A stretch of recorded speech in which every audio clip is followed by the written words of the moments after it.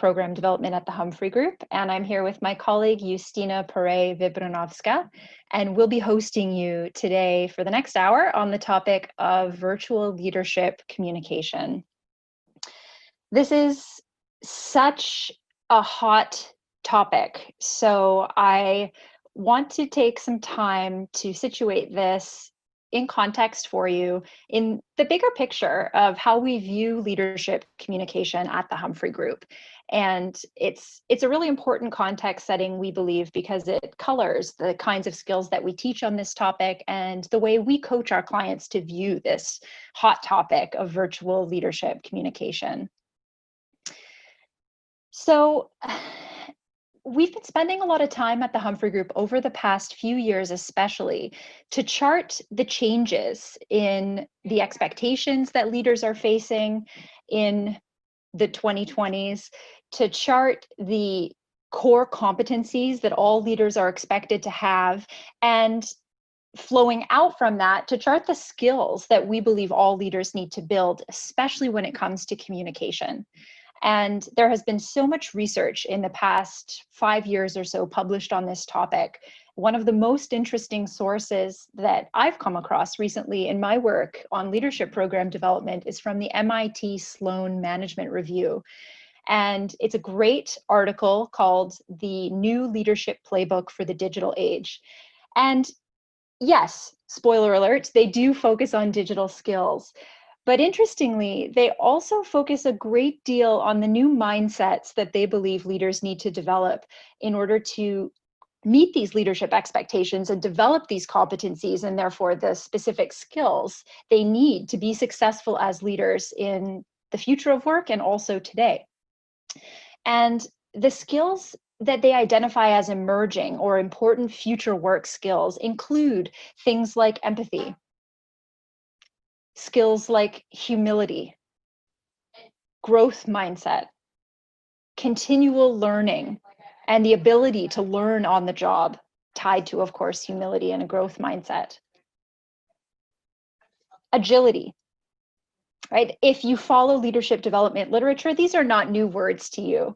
But the reason that I mention them now is because I find it very interesting that these leadership qualities like empathy and humility and growth mindset and learning are emerging at the same time as digital transformation is accelerating at a rate that is faster than ever before. I don't believe that's a coincidence. These two skill sets really go hand in hand. And so that's really the context that we'd like you to view virtual leadership communication within today, as we're going through the specific skills and strategies and tactics that you can apply right now in what might be for you a brand new virtual leadership environment, or maybe for some of you on the call, an environment you've been navigating for some time. We'd like you to think of them as innately tied to these bigger leadership qualities that are emerging as really important priorities for leaders. And the message that I want you to take away from the discussion Justina and I are going to lead today is that these skills will not only serve you right at the moment, now, in this crisis that we're facing, where we're thrust into a digital world. These are skills that will serve you from now on. And more than that, they are the competencies that will make leaders successful in the future of work. So we're so excited to have you here for this big discussion. And I will go over a few logistics before we get into our learning. So for those of you who are not familiar with Zoom webinars, you are already on mute, so you don't have to worry about muting yourself, and there will be no audio interaction between you and me and Justina. If you'd like to contribute, and we hope that you will, your questions or your comments, you can send them through the chat. Please take a moment now and go to the chat, which is in the bottom center of your toolbar, and adjust your settings so that you're sending your chats to all panelists and attendees. You'll see right above where it says type message here, you can click a drop down and switch your setting to all panelists and attendees. This allows everybody in this webinar to have access to the comments and the questions that you share in the chat. And I'll also let you know this webinar is being recorded, and so anything you put into the chat will be part of the transcript all participants receive. If you'd like to send a question privately, or if you'd like to use the Q&A to send a longer question than you might want to type into the chat, please do use the Q&A function, which is in that same bottom toolbar just to the right of where your chat window is. And I'll be monitoring the chat. I'll be answering the questions that you put into the chat as Justina's going through the content, and I'll also be answering the questions that you put into the Q&A.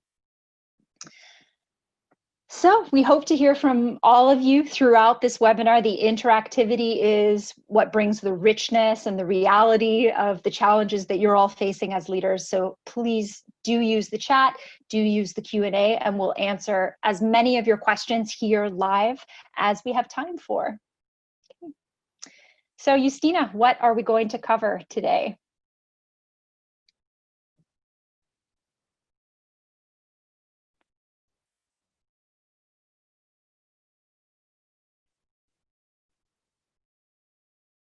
Step number 1, always unmute yourself.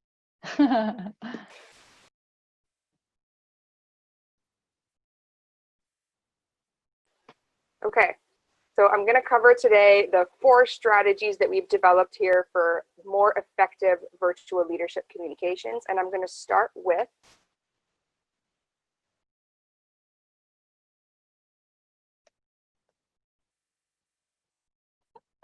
Oh, Justina, it seems like you are cutting in and out. I'm so sorry. I seem to have lost control of my PowerPoint. So let's start again. Yeah, that's all right. Okay, so I'm going to start with putting people first. Next, I'm going to cover being intentional in your communications. Then I'm going to go to matching your medium to your message. And finally, I'm going to close with being present on camera. So let's just get right into it. And I want to start with a question for you. I want to know, what are some of the challenges that you anticipate facing as you're moving to virtual or having so many more virtual communications over the next little while? Let me know in the chat, and I'll check back with Margot what all of you have said very shortly. While you're submitting your answers, there are a lot of challenges, as we have just seen with virtual communications. Some of them are technological and logistical. Others just might be people aren't used to these new methods of communication, so there's a big adjustment period there. I'm interested in what stands out to you as a challenge that you might face in the next little while. Margot, what are people saying? Oh, so many of the challenges we hear from our clients all of the time. The spectrum of over communication all the way to a lack of engagement, and anything in between. So you know, the temptation to communicate too much, because in a way digital makes communication so much easier, all the way to I'm getting no engagement from my teams and I find it hard to hold them accountable. Also the time to connect individually. It's harder when you don't have those water cooler bump-ins to be able to connect with everyone on your team individually. We also have people not following guidelines for the online communication. So when we don't have a clear structure, it's really tricky. So people don't know how to engage, and that lack of clarity can be a problem.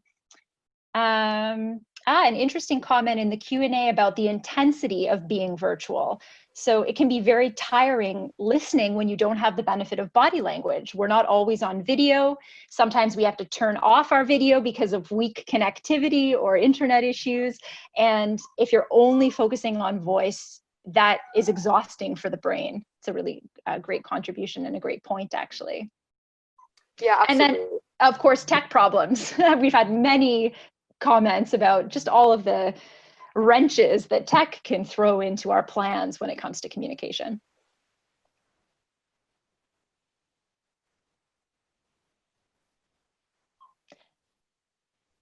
Yeah, absolutely. Those are all challenges that, in fact, we are facing currently on my end. So I think this webinar is going to address a lot of those challenges. And I'm just going to start right from the beginning with putting people first.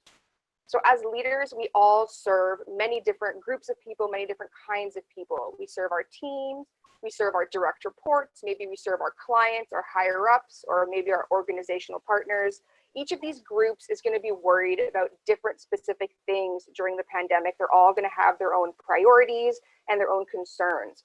So our direct reports, for example, might be worried about their job security. Our higher ups might be worried about the bottom line. Maybe the people on our teams are concerned about their health, their family's health. So these are all the different concerns that our different people are going to be dealing with at this time. And as leaders, it's our job to put people first, to really see things from their perspective and to figure out what their concerns are and how we can support them right now. So in our current context, you can put people first by taking 4 specific actions. And this is, first of all, recognizing the challenges that different people are facing at this time, prioritizing mental health, fostering open communication, and of course, adapting to people's different communication preferences. So I'm going to start with the very first one, which is recognizing challenges.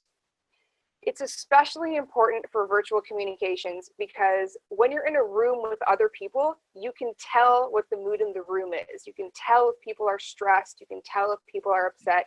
That's so much more difficult with virtual communications. So we have to make the conscious effort to really ask our people questions, listen to what they're saying, and really put ourselves in their shoes and figure out what they're thinking and what they're feeling. Now, we are in a global pandemic. This is new to everyone and it's difficult for everyone. And leaders need to acknowledge these challenges in their communications with their people. This requires us to, for example, recognize what's different now for our teams. If our team is always used to working in the same space, then think about what has changed for them and how might this make them feel. Maybe they're feeling isolated, for example. Maybe they're having a hard time adapting to the different ways that they're communicating with their team members since they're no longer in the same space. Or maybe it's hard for them to find a space from which to work at home or to balance their work and their caregiving duties. So leaders really need to recognize the different types of challenges that people are facing and to open with that in your next communication. Because when you first start by recognizing these challenges, it shows your people that you're listening, it shows your people that you're empathetic, you're paying attention, and you're there to support them in whatever way they need to be supported. So this is a great technique for making people more receptive to the next thing you're going to say. So this is an excellent practice for leaders in general, and it's especially helpful when you're leading teams virtually. It's just a small step towards overcoming the sense of isolation that we're all feeling right now and building that connection with our people now that we're absent. This leads me to my next point under putting people first, which is prioritizing mental health. It's critical during the pandemic to prioritize mental health because I don't think I need to say this. This is stressful for everyone. The news is getting more and more alarming every single day, and we're all experiencing, uncertainty, anxiety, and for many of us, we are transitioning now to working from home or working remotely. And this is a big wake-up call for many of us, for those of us who aren't used to it. There may be some people for whom this is the norm, but for all of us, this is now a new norm. This is a big adjustment period for many people. And during this time, leaders have to keep mental health at the front of their mind. Part of putting people first means understanding that with big transitions like this, especially during a stressful period, some people are going to have a harder time adjusting and some people are going to have an easier time adjusting. And putting people first means meeting people where they are and listening to their needs and supporting them in whichever way they need. So for example, at this time, this may mean being more flexible with your teams, adjusting your targets and your expectations for the next little while. It may also mean sharing resources on how to access mental health services virtually. You don't need to be an expert on mental health. You just need to be aware that this is a struggle that many people experience now in a heightened manner, and that many people experience regularly as remote workers. So beyond even the coronavirus crisis, mental health is something that leaders need to keep at the forefront of their mind. I'm going to move on now to open communication, which is another critical way of keeping your people first at the forefront of your mind. So I want to know now from you, what do you do in your role as a leader to foster open dialogue in your organization? What do you do to promote people talking and sharing how they're feeling during this time? Let me know through the chat, and I will check with Margot very soon. Fostering open communication is critical in this time because we're all feeling so isolated, and we know that we will be feeling isolated for the foreseeable future. So as a leader, if you haven't already done so, now is the time to schedule regular check-ins with your team, to check with every person, make sure they're okay, make sure they're holding it together. And really the goal is not to make small talk in these meetings. It's just to create a space where people feel comfortable expressing their concerns and their anxieties, and they feel comfortable, sharing and knowing that they're going to be heard. This may mean, for example, taking time to address how people are feeling in the next upcoming meeting or town hall. It may also mean leaving some space for people to talk about what they did over the weekend, talk about things that are fun and enjoyable, maybe promote a space where they can share tips on exercise and keeping healthy during this time of social isolation. These things are critical at this moment. I'm interested in what people are suggesting now as methods they use for promoting dialogue. Margot, what's being said? Oh, so many great things in the chat, from daily gratitude moments to upping the number of individual check-ins you would normally do with people without going overboard, of course, to really leading with empathy and 5 minutes at the beginning of the check-in to just talk about how people are feeling and how work is going that week. People are actually linking a lot of their comments to those qualities of empathy, humility, and respect that we framed this webinar with. Someone else said they lead with humility by sharing their own challenges. And this helps open people up, gives them permission, in a way of speaking, to share the challenges that they're having, and creates that kind of open dialogue. Those are great. Thank you. Yeah, so fostering open communication is a critical skill set that all leaders need. As you said, Margot, more and more research into leadership is talking about how empathy is a core skill. This is not just about coronavirus and getting through this rough period. This is really speaking to how the landscape of leadership is changing, and how these are new skill sets that all leaders at all levels need moving forward. So the first way of putting people first is adapting to people's different communication preferences. People tend to assume that what works best for them works best for everyone, but that's simply not the case. We all know that we have different preferences and different strengths, and this applies to communication as well. So as leaders, we need to learn what our team's preferences are, and we need to adapt to them. Some people like to talk through an issue in order to really work it out. Other people would prefer to see it in writing. These are just different ways that people work. And as leaders, it's incumbent upon us to learn people's different preferences and to adapt to them. So adapting to your team's preferences will take some learning. It's not an innate skill. And it's basically about being aware of the fact that you may have to share information in a couple of different formats so that it's equally accessible to everyone. This is a way of being inclusive, and it's an excellent practice. So for example, if you're having a video call and there's a lot of important topics being discussed, then consider following up the video call with an email that summarizes the main points that were covered, the important decisions that were made. Also, perhaps establish a group chat if there's a lot of follow-up that needs to happen between multiple different people. This is also a time where you can record the meeting and share the recording with all of the attendees so that those who need to listen through one more time to fully grasp everything can do so. So this is really about being adaptable and putting your audience first. It's really crucial to learn these skills over the next little while because our possible ways of interacting are limited. So we really have to do the best that we can with what we have in this time. But it's actually a great opportunity to learn how to be flexible in our communications, and it will continue to serve us after the coronavirus situation has resolved itself. I'm going to move on now to the next strategy, which is being intentional in our communications. And what I want to talk about here is virtual meetings. So I want to hear from you in the chat. what are some of the advantages and disadvantages that you see in meeting virtually as opposed to meeting face-to-face? Maybe you can send me 2 pros and 2 cons for virtual meetings, and I'll check back soon. We're all probably going to be attending a lot more virtual meetings for the foreseeable future.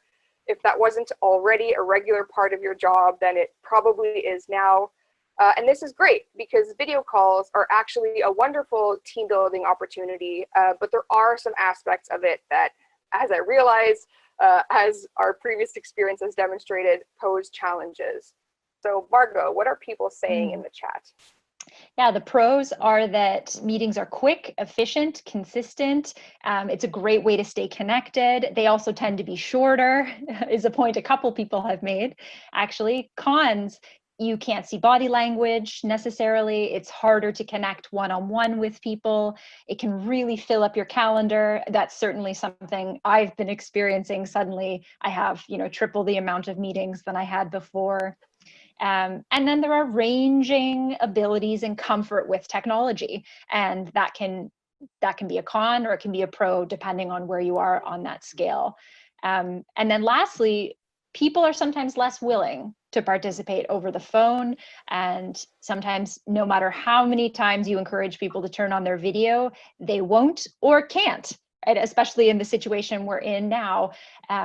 If you've got a partner working at home, if you've got a dog barking, if you've got kids running around, sometimes we have to stay muted and off video, and that can be challenging. Yeah, absolutely. Yeah. So thank you for those responses. Those were great. Those give me a lot to think about. Really, what the takeaway is here is that being intentional in the way that you communicate will make your virtual communications so much more successful. And there's 3 simple ways of doing this here. The first is providing structure to your virtual meetings. The second is following a script. And the third is keeping everyone engaged. So let's start from the very top with providing a structure. In an in-person meeting, you might not feel like you need to have a structure. You may not feel like you need to come in with a clear message, a takeaway for people, or a clear agenda because it's sort of easy to keep the conversation going. You may also not feel like you need to appoint someone to lead the meeting because throughout the conversation, a leader might just naturally emerge. But for virtual meetings, especially if there's multiple people present, you need a clear leader, a clear message, so a takeaway, and a clear agenda. So something that lays out what points are going to be covered and in what order. The leader of the meeting, their job is to deliver the message, to come prepared with a message, and come prepared with a concrete agenda of what's going to be covered and to keep the meeting running on schedule. So this is where following a script comes in really handy. Virtual communications are inherently less structured than in-person communications. So when you walk into a room and everyone's at a meeting table together, just by virtue of the fact of being in the same space, at the same table, there to talk about something specific, it's already a structured environment. Virtual environments don't have that structure, so we as leaders have to work extra hard to provide that structure. So for example, if I'm leading a meeting about our changing sales strategy, then I, as the leader of the meeting, need to come in with my script, which clearly outlines what I'm going to be talking about. So I can say, for example, what I want you to take away from this is that our sales strategy is changing to adapt to the coronavirus crisis. This meeting will cover how we're going to manage our main projects, Project X, Project Y, and Project Z. First, I will talk about Project X. I will cover these things. I want to hear from John about his meeting with this client. Next, I'm going to cover Project Y. I want to hear from Mary about updates on Project Y. Finally, I'm going to talk about Project Z, and then I'm going to assign work to everyone on Project Z. So that's an idea of what a script would look like. It's really not about coming with a piece of paper that you're going to recite perfectly. It's just about organizing your thoughts, organizing what you want to cover beforehand so that the meeting runs on track. It's really just to let everyone follow along with you much more easily. So using a script is another way of providing clarity to your meetings. And one technique for this is called closed loop communications. And what that refers to is essentially a script that two people follow when they communicate. So in closed loop communications, I say something to you, you say it back to me to make sure you've understood, and then I can say yes, or I can say no, what I meant was something else. So this is just another way of ensuring that everyone leaves the meeting on the same page and with the same understanding of what was decided. That's our role as leaders, to make sure everyone's on the same page. And it's critical in this current moment because things are changing so quickly and we often need to update our people very regularly, daily, or at least weekly. So these are skills that are critical for virtual meetings, but they're also very easily transitionable to in-person meetings as well. The final way of being intentional in your communications is by keeping people engaged. I'm sure that many of us here have our own techniques and strategies for maintaining engagement during meetings, especially meetings that run for a long time. So I want to hear from you. What are some things that you use in your role to keep people engaged during meetings? I will check back shortly. Justina, this was also one of the main challenges that people outlined in response to your first question. So if you have specific questions about this, I'll encourage you to put those into the Q&A or the chat as well.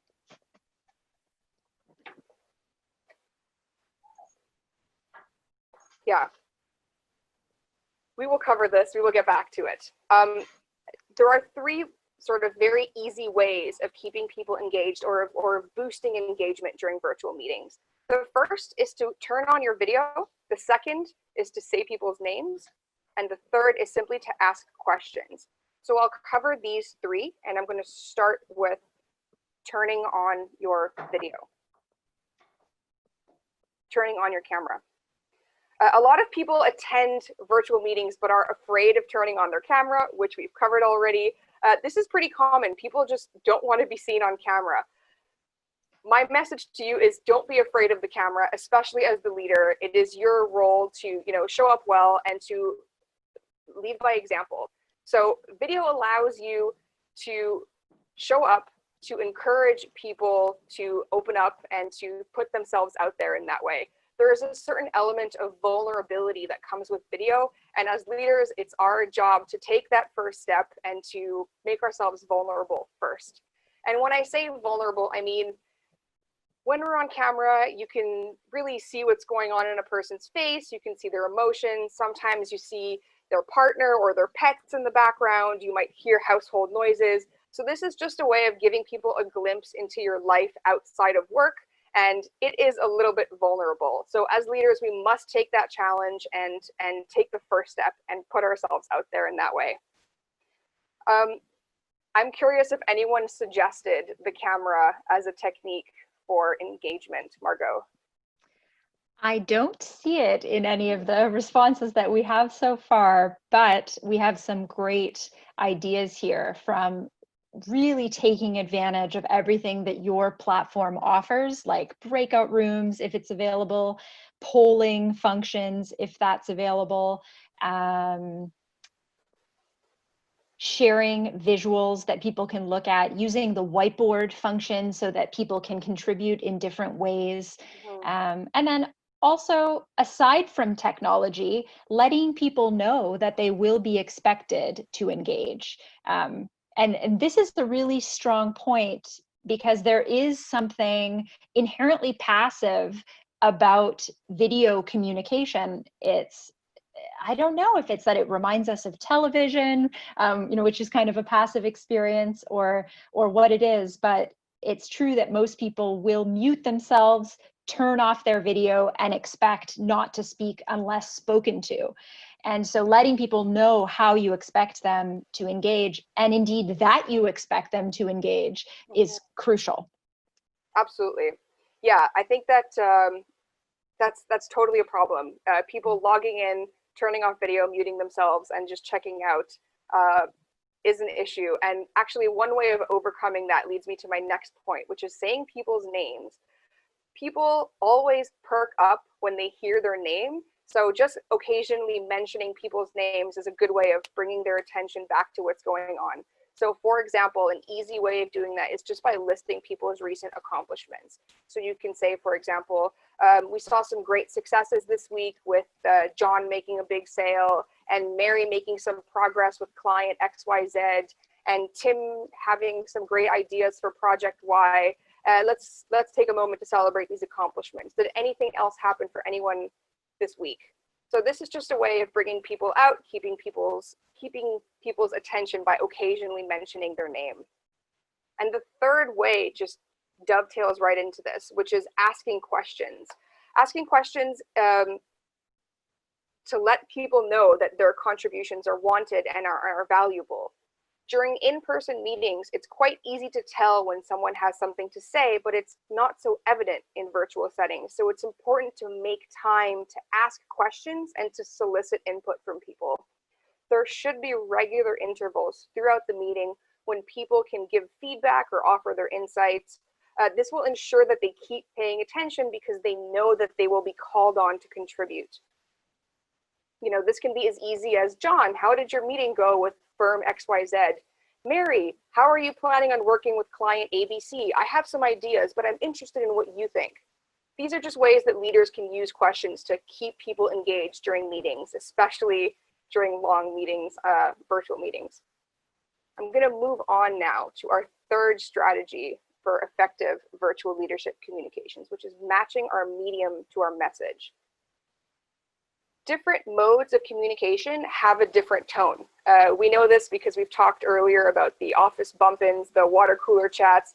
Those types of communications have a different tone to them than calling someone into your office for something specific or scheduling a meeting in the boardroom for something specific.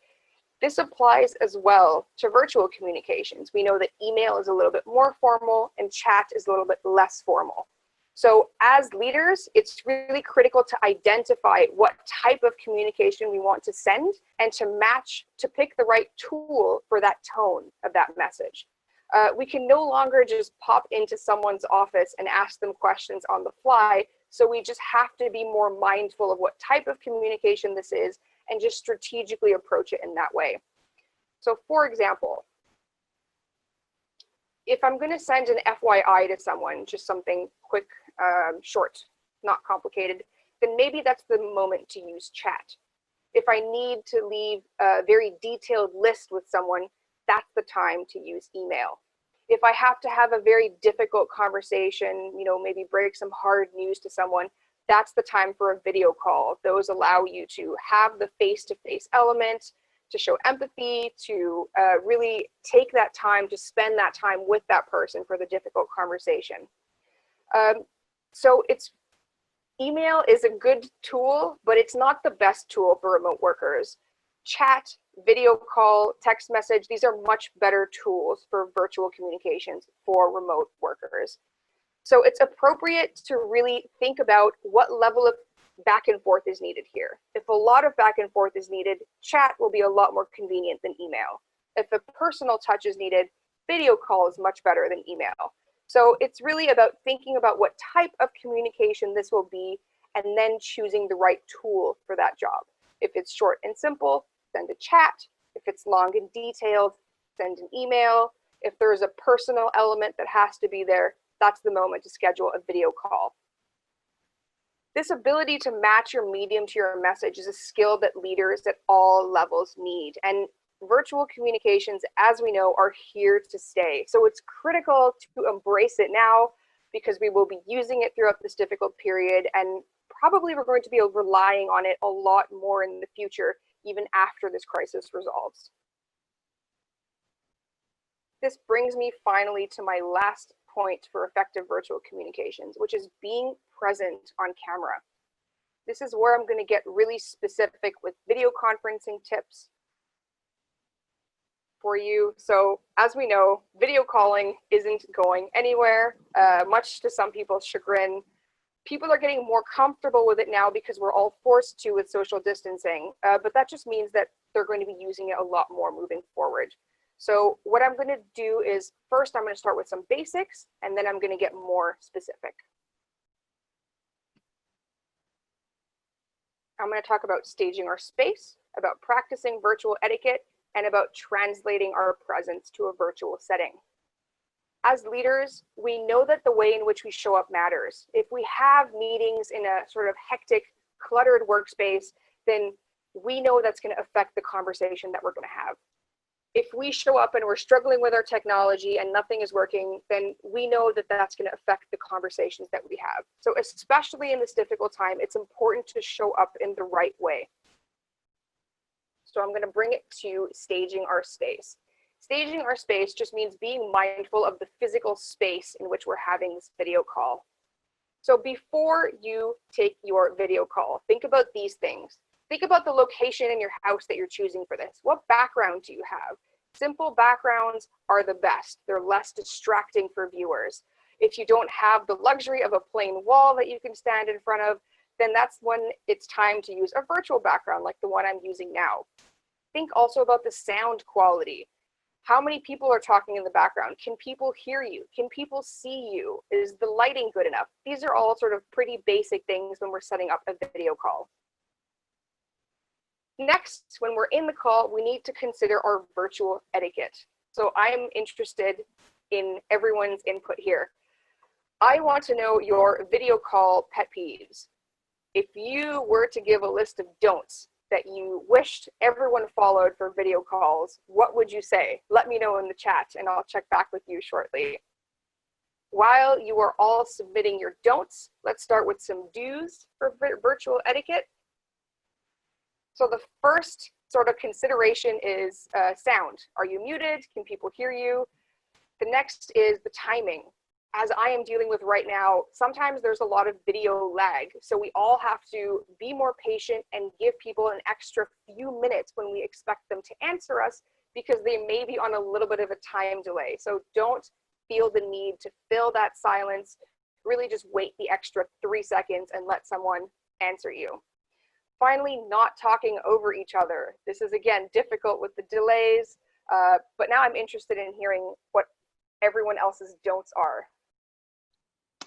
Ooh, lots of good don'ts here from people who pretend that their video doesn't work so they don't have to turn it on, all the way through to people who are hyper engaged and are aggressively talking over people and not allowing the space for people to unmute themselves and jump in. People who forget to mute themselves has come in several times. And then people who are multitasking and are not engaged simply because they're being flooded with notifications and their phone is beside them. And so you just don't have their undivided attention. These are the don'ts. And we also received some do's. Like using the hand raising prompt to create a more equitable way of contributing and making sure that we hear from everybody, creates a kind of queue. Not assuming that people are listening and using some of the engagement strategies you talked about earlier to bring people back into the present with you if you need to. So some great do's in there as well.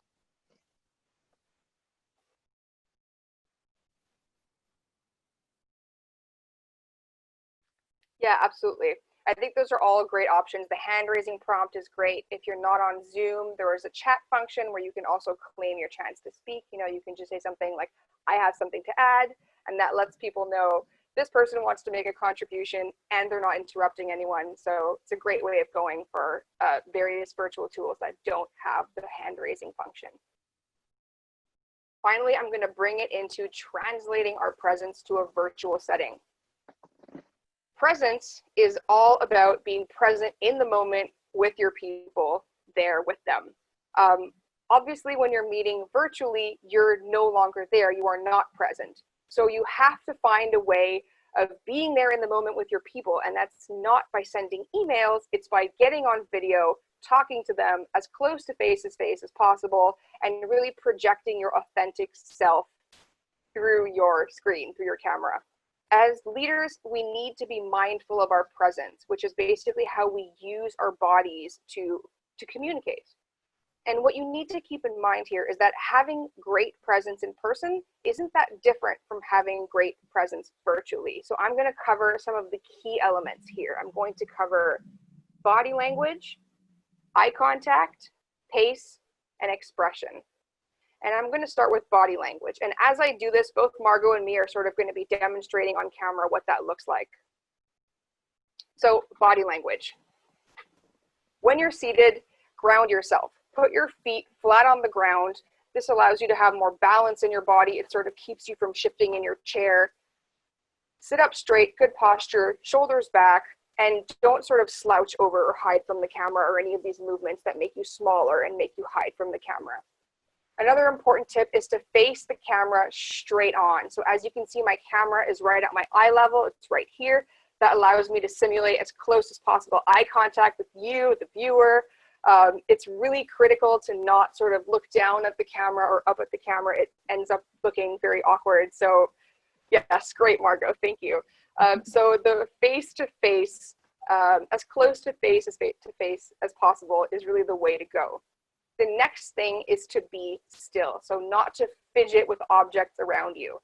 So that might look like, for example, fixing your hair, fidgeting with your microphone, which makes sounds, fidgeting with your clothes, fixing your watch. All of these gestures, which are totally normal and we all do them, are extremely distracting because the camera really heightens those movements. It really draws attention to them. So I know it's difficult, but resist the urge to fidget with things. Think of the people who read the news on TV. They're always very still, whether they're standing or sitting, their bodies are very still. They use minimal gestures. They don't sort of move around with their bodies. So that's what we're aiming for. We're aiming to be calm and still in that way. And it's all about being intentional in how you use your gestures. I'm not saying don't move your arms at all. You've probably noticed that occasionally my hands pop up here on the bottom of the screen. I do use my hands to communicate. I'm just doing it in a very conscious way. I'm not engaging in uncontrolled gestures. I'm really using my movements strategically to make my point. So this is how you use body language when you're speaking. You can also use body language virtually to project your listening. And this is basically because as leaders, we need people to know that what they have to say to us is heard and is valuable. And we can't always do that in virtual meetings when there are many people. You can't always pipe in and go, oh, that was a great point. Thank you for adding that. Because that results in people talking over each other and audio cuts out. It's really difficult. So sometimes we have to show people that we're listening without speaking. And this is really about performing listening for the camera. I don't mean faking that you're listening. I just mean using your body to show people that you're really engaged. This might mean using your facial expression to show them that you're following them, nodding along, all these gestures, smiling, that show people that you are hearing them and that you're listening and you agree or disagree, to basically show that what they're saying is heard. This is another great way of being present on camera with your people. I'm going to move on now to the second element, which is eye contact. Eye contact is critical. A lot of people struggle with this in person. It's very difficult. And in virtual settings, it adds a whole other layer of complexity because now you're staring at a little green dot below which are images of yourself and images of other people. And we sort of feel compelled to stare at the images of people on our screen, so down here, instead of at the actual camera, which is up here. You should be aiming to look directly into the camera as I'm doing now. I know that seems really unnatural. If you cannot bring yourself to do it, then there's a trick I will share with you. You basically minimize your window, make it very small, and then place it right on top of your screen, right below your camera. That way, when you're staring at people, you will be staring as close as possible to the camera. So that's a little cheat that you can use if you can't bring yourself to stare at the little green dot. The final elements of virtual presence are pace and expression, which are basically both about how you use your voice. Voice is undeniably important in person, but it's exponentially more important on video. During social distancing, video is the closest we're going to get to being in person. So we really need to master our pace and master our expression because those are our best tools for connecting with people right now. Video calls, because they require us to be still with our bodies, require us to turn up our voice. So we are relying now on our voice to do a lot more for us. We need to be more emphatic, more controlled, and more expressive than we would be if we were talking face to face. And this starts with our pace. So by pace, I just mean the speed at which we're speaking. If you're a fast talker like me, then you have to consciously control your pace. You have to slow down. Part of it is to compensate for poor audio quality or lag, but the other part is it's just so much more difficult to follow when you're on video. So we really need to go more slowly than we think we need to. And if that's difficult for you, as I know it is for me, then one way of slowing down is to consciously take pauses regularly. You can pause between each sentence, and you can also pause between each idea. So for example, if I'm going to be laying out a really complex plan or a strategy, and there's multiple steps that we're going to follow, then I will start by telling you about step 1. Next, I will tell you about step 2. And finally, I will tell you about step 3. So this is just a way of forcing myself to slow down, and it gives our audience that moment to absorb this new information that I'm throwing at them for the first time. So it's helpful for you, and it's also especially helpful for the people trying to follow along with you. These silent pauses when you just pause for 2 seconds, are also another great way of drawing people back in. If someone has turned off their camera and muted themselves and now they're multitasking, then if the video call goes silent for 1 second or 2, they're gonna turn back and say, oh, what's going on? So it's a way of drawing people back in to just be silent for a second or 2. In virtual meetings, we also have to be much more conscious of the way we use expression, which is basically the way we use our voice for emphasis and rhythm. When you're meeting someone in person, it's easy to maintain their attention, but in virtual, you have to work a lot harder. So for example, if you fall into the trap of being monotone where every word sounds the same, now is the time to break that habit and to really master your expression.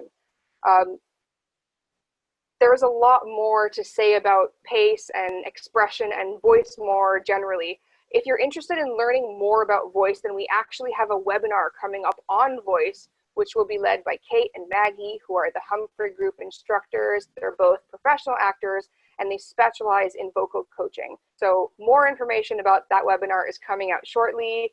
Stay tuned. We will let you know how you can learn about voice as well. Really, the important thing to remember about virtual presence is that a lot of what you do in person and a lot of how you project your authenticity in person is doable in virtual as well. You just have to play around and find how it works for you. How can you translate it into a virtual setting? It's really just about doing it for the camera instead of doing it for a person. And being able to lead virtually is a necessary skill for leaders today. This is not only about coronavirus and getting through the near future, it's really the direction that the world is heading in. So we need to work on these skills because virtual is here to stay. And I want to close with a call to action for you here. My call to action is this. I know that a lot of your meetings are probably already being recorded.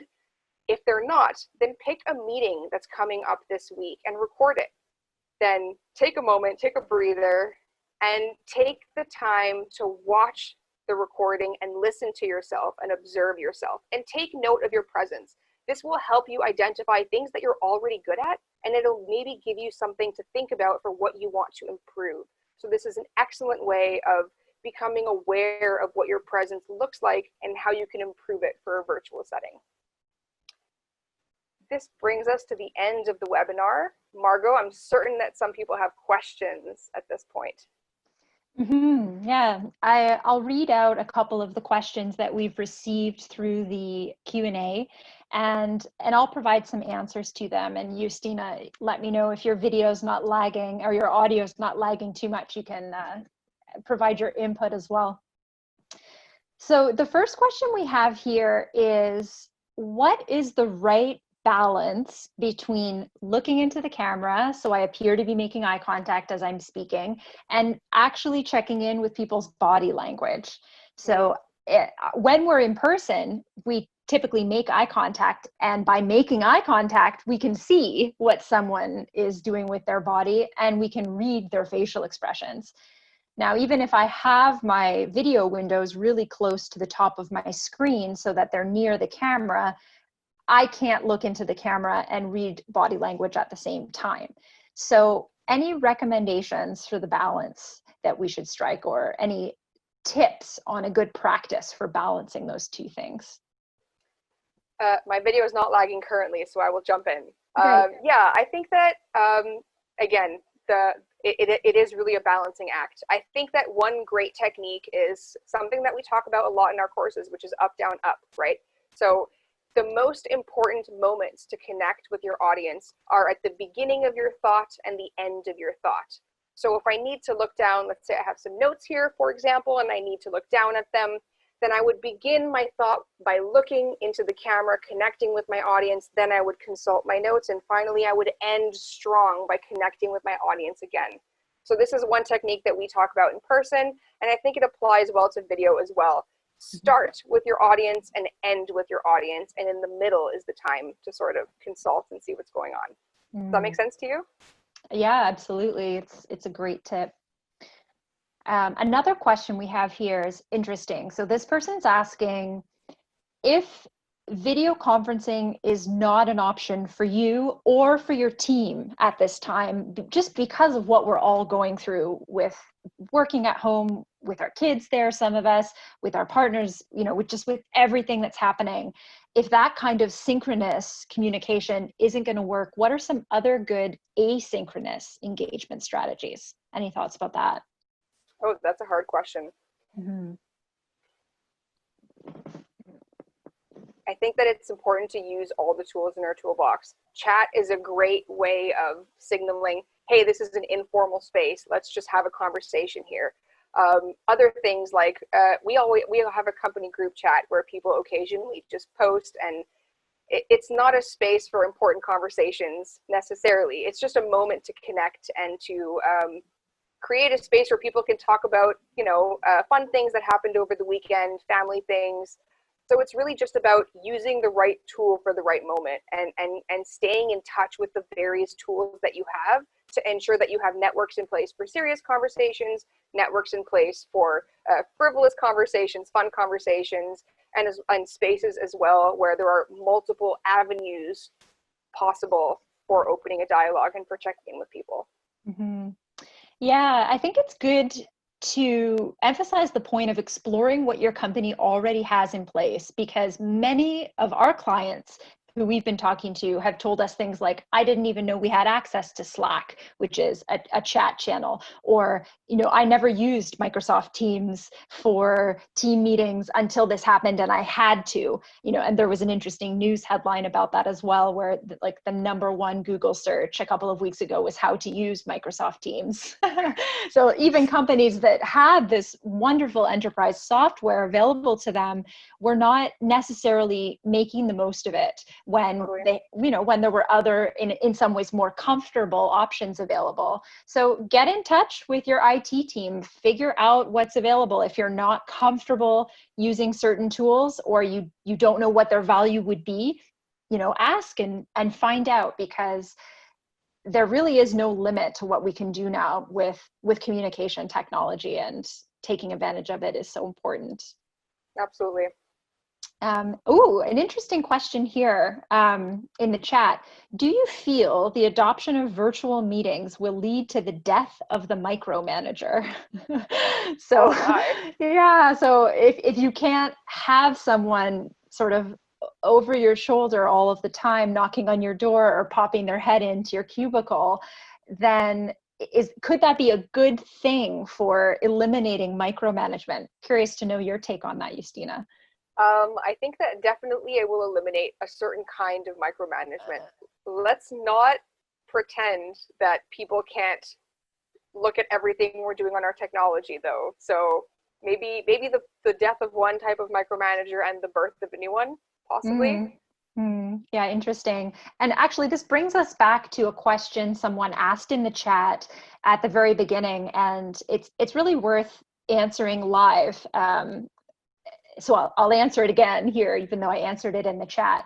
This person asked, what would over communication look like when it comes to virtual leadership communication? And I gave the example of people who check in excessively because as a leader, they are anxious about accountability, about people getting their work done. And so they over communicate. They want, several check-ins a day, or like a morning and an evening check-in, and it can actually inhibit productivity and really erode trust between you and your team.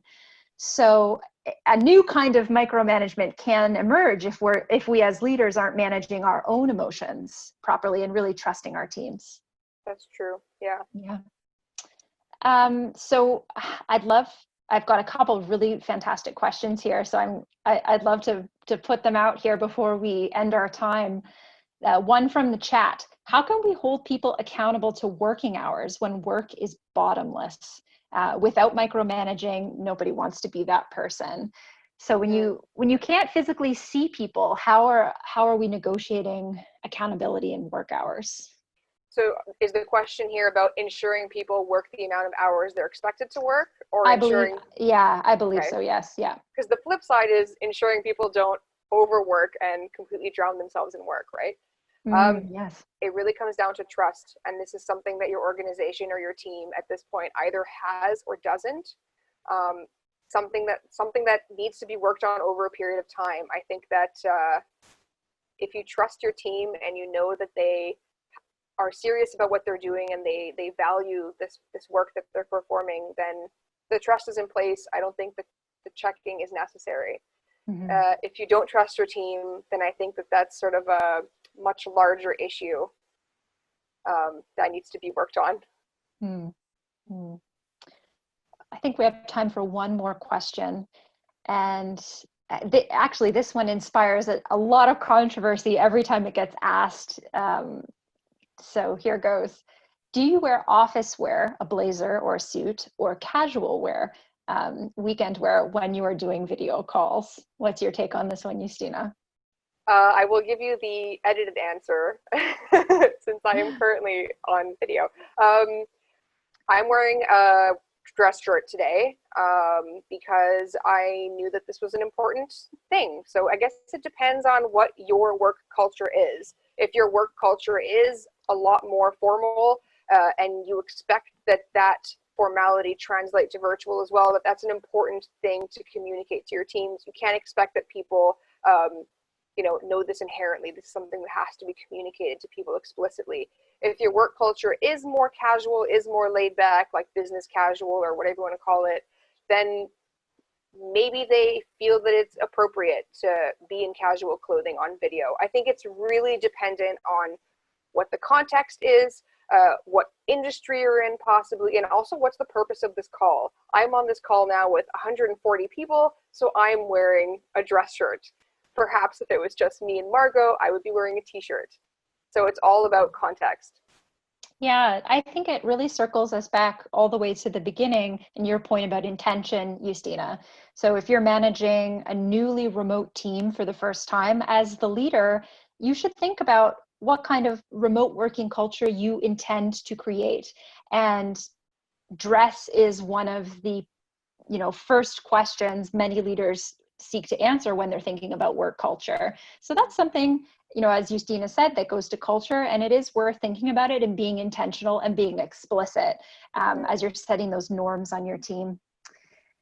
So this brings us just to 2:59, and so I'll thank you all for your questions and your wonderful engagement during the webinar, and I'll let you know that if this is a topic that is interesting to you and your team and you believe it would be valuable to explore more deeply, we will be offering a platform-based program on this topic of virtual leadership communication, and it will go into a lot more of the strategies and tactics for how to adjust your communication in this brave new world that we're living in.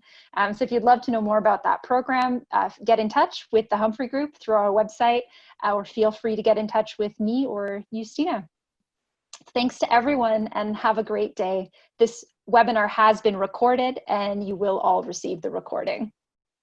Thank you very much. Have a great day. Bye-bye, everyone.